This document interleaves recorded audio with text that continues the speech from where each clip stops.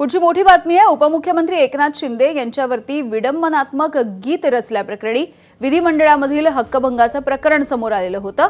यामध्ये उद्धव बाळासाहेब ठाकरे यांच्या पक्षाच्या उपनेत्या सुषमा अंधारे आणि कॉमेडियन कुणाल कामरा यांची हक्कभंग समितीच्या समोर सुनावणी होणार आहे आणि यासाठी हे दोघे देखील हजर राहिलेले आहेत। कुणाल कामरा आणि सुषमा अंधारे या समितीच्या समोर आपली बाजू मांडणार आहेत। तर हे दोघेही या चौकशीसाठी उपस्थित आहेत। आपण बघतोय बाजू आपली मांडलेली आहे या समितीच्या समोर त्यांनी। पुढची सुनावणी आता 10 मार्चला होणार असल्याचं देखील कळतं आहे। तर कॉमेडियन कुणाल कामरा यानं एक विडंबनात्मक असं गीत रचलेलं होतं। या प्रकरणामध्ये सुषमा अंधारे आणि कुणाल कामरा या दोघांची देखील चौकशी होते किंवा त्यांनी हक्कभंग समितीच्या समोर हजेरी लावावी असं म्हटलं गेलं होतं। सुनावणीसाठी आज हे दोघेही हजर राहिलेले आहेत।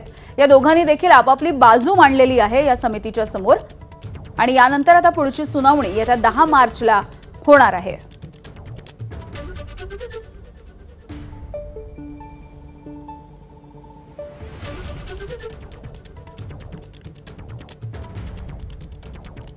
तर या संदर्भात अधिकची माहिती जाणून घेऊयात। आमचे प्रतिनिधी वेदांत नेब आपल्या सोबत आहेत। वेदांत, काही महिन्यांपूर्वी खरं तर हे विडंबनात्मक गीत रचलेलं होतं। या दोघांनी देखील आज हजेरी लावलेली आहे। काय नेमकी बाजू मांडली आहे या दोघांनी देखील?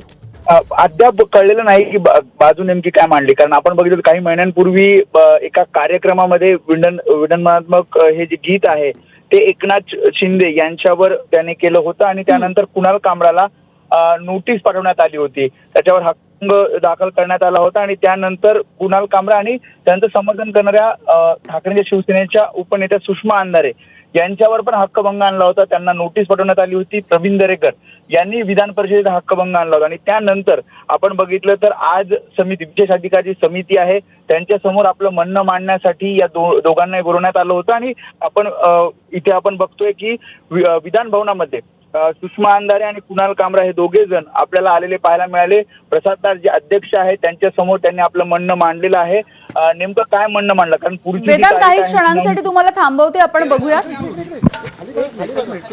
हाँ बोलो। हियरिंग हो चुकी है? नहीं, आज नहीं हुई हियरिंग। क्यों नहीं किया? क्या वजह थी? क्यों हियरिंग क्यों नहीं हो पाई? आप पूछ सकते हैं उनसे।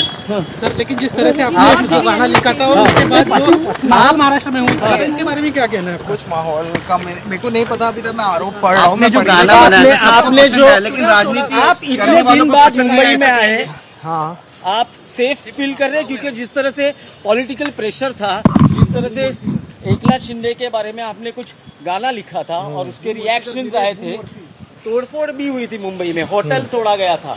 सवाल क्या है?